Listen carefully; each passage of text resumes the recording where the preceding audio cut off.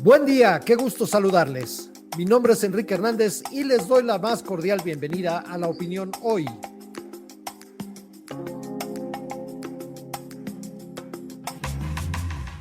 Hoy martes 8 de noviembre es un día muy importante en los Estados Unidos, ya que se llevarán a cabo las elecciones intermedias en un clima de mucha división política y social, y donde los votantes decidirán el destino de 470 escaños en el Congreso, es decir, toda la Cámara de Representantes y 35 posiciones en el Senado. Ampliando un poco el panorama de lo que también está en juego, tenemos por un lado la posibilidad de que la agenda del Partido Demócrata se afiance de cara a un eventual segundo periodo en el poder, o, por el contrario, que los republicanos avancen e incluso tomen el control del Congreso y con ello compliquen el accionar de sus contrincantes políticos. Para comentar más ampliamente el contexto en que se da esta importantísima jornada, le doy la bienvenida a Jesús García, nuestro premiado periodista especializado en política, inmigración y asuntos nacionales de La Opinión. ¿Qué tal, Jesús? Hola Enrique, oye, muchas gracias por esa introducción y gracias por la invitación. No es para menos. Pues primero que nada quiero preguntarte, ¿qué factor consideras que define al momento social en el que se lleva a cabo la elección de hoy? Bueno, yo creo que la elección de hoy es importante por varios aspectos. Lo primero, porque es la primera después del asalto al Capitolio en 2021 y que justamente sale por esta desconfianza de republicanos, de los más extremistas de ese partido, en desconfiar en el proceso electoral e intentar revertir los resultados de 2020. Entonces, al ser el primer proceso, pues es evidente que las autoridades electorales están viendo cómo enfrentar alguna situación que pueda surgir en torno a ello.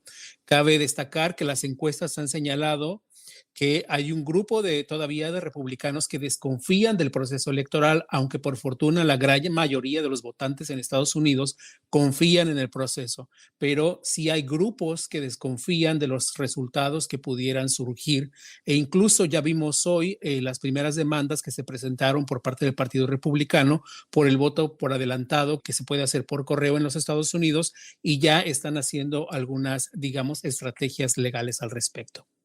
Y ya adentrándonos en el evento, ¿cuáles son las proyecciones que se tienen en este momento de lo que pudiera suceder con esta votación? ¿En qué posición llegan ambos partidos?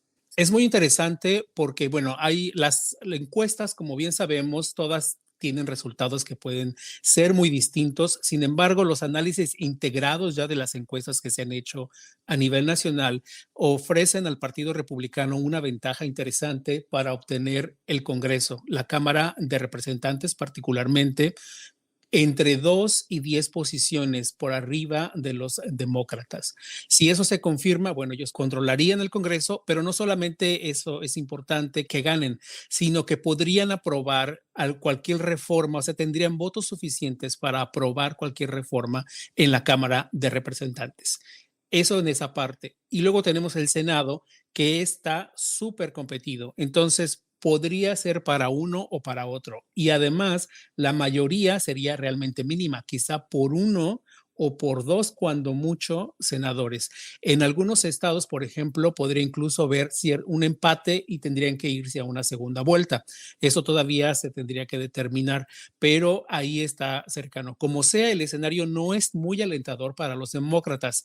También cabe destacar que si digamos, escenario que vieron los demócratas y el hecho de empujar a los candidatos en estados clave, como por ejemplo hacer las giras que hizo el presidente Joe Biden, la vicepresidenta Kamala Harris, incluso el expresidente Barack Obama, podría dar un cierto reimpulso a los demócratas y entonces podrían, digamos, revertir esa tendencia que vimos todavía hasta hace menos de una semana.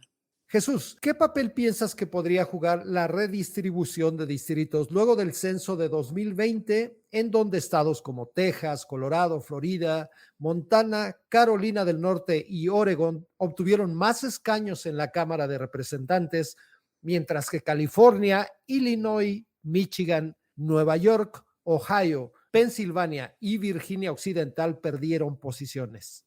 Pues eso es muy interesante porque los distritos que estamos viendo que cambiaron favorecen más a los republicanos que a los demócratas. Para tomar en consideración, por ejemplo, una proyección que se hizo establecía que no estamos hablando solamente de cualquier republicano, estamos hablando de Donald Trump, del expresidente Donald Trump, que es muy diferente. O sea, el Partido Republicano actualmente está, digamos, controlado por el expresidente Donald Trump. Entonces, los nuevos distritos apoyan más al expresidente Donald Trump que a los demócratas. Estamos hablando, por ejemplo, de 10 distritos en varios estados, a diferencia de los demócratas que solamente lograron un distrito, digamos, adicional donde tienen cierta mayoría o registran cierto apoyo, digamos, mayoritario de los votantes. Entonces, es muy interesante porque evidentemente los demócratas tenían que hacer un trabajo extra en las campañas para esos distritos donde son desfavorecidos, y los republicanos lo que básicamente tenían que hacer es reforzar ese mensaje en esas zonas para mantener la mayoría. Yo creo que es muy importante también, por ejemplo, aquí en Nueva York, donde yo me encuentro, pues incluso se generaron nuevos distritos y podemos ver cómo es la votación, cómo se está proyectando. En el caso de Nueva York, por ejemplo, uno de los distritos más interesantes que contempla una parte de Manhattan, Brooklyn, y los demócratas, pues bueno, tienen una ventaja sustancial, pero en otras zonas no. Entonces, hay que ponerle mucho ojo sobre cómo realmente lograron convencer a los votantes en esos nuevos distritos. Estás escuchando La Opinión Hoy, un podcast que hacemos los periodistas de La Opinión cada mañana de lunes a viernes. Si te gusta, suscríbete por favor en tu servicio favorito de podcasts. Oye, Jesús, en días pasados se emitieron alertas por parte del Departamento de Justicia y del FBI sobre la posibilidad de que se presenten actos de violencia durante el proceso. ¿Se tiene más información al respecto en este momento? Por fortuna, no ha habido, digamos, en este momento más agresiones que las que hemos reportado en La Opinión en días anteriores. Sin embargo, quiero recordar que este lunes el Departamento de Justicia anunció que vigilará los procesos electorales en 24 estados en medio justamente de estas alertas por violencia. Esos estados incluyen, bueno, donde está la mayoría de los votantes, como es Arizona, California, por ejemplo, Carolina del Norte, donde hemos visto también como cierta efervescencia y que podría generar cierta tensión. También en Florida, Georgia, Nueva York, Michigan, Pensilvania y Texas. Entonces, esto es muy importante porque, bueno, va a haber un despliegue sustancial de personal del Departamento de Justicia de la División de Derechos Civiles para asegurar varias cosas. La primera, que se estén respetando las leyes electorales de los Estados Unidos, porque recordemos que a diferencia de muchos países, como por ejemplo México, Estados Unidos no tiene un instituto electoral, sino que cada estado organiza las elecciones. Y hay muchas leyes que deben de cumplir para dar esos procesos seguimientos. Hay leyes federales y hay leyes estatales. Entonces, el Departamento de Justicia y su personal vigilarán esto y también van a estar muy atentos a cualquier conato de violencia o cualquier alerta, y están pidiéndole a la gente que si registran algún tipo de violencia, llamen inmediatamente al 911. Muy, muy importante. Y también hay otro tema de suma relevancia que quisiera comentar contigo. En una época donde el bombardeo informativo es virtualmente omnipresente, ¿qué le aconsejarías a los votantes para evitar caer en la desinformación o en las llamadas fake news? Yo creo que aquí lo más importante es que los votantes busquen medios certificados, medios de comunicación en los que tengan confianza y que sepan que tienen un amplio récord de información válida, es decir, información que ha sido verificada. Y bueno, no porque yo pertenezca a La Opinión, pero nosotros publicamos información que es verificada y que nosotros mismos como periodistas damos un proceso de verificación de información. No publicamos cualquier cosa que surge, aunque sea una alerta extraordinaria de algo que esté pasando. Tenemos que confirmar que lo que está reportándose está confirmado. Y hay muchos medios en Estados Unidos que sí están haciendo lo mismo.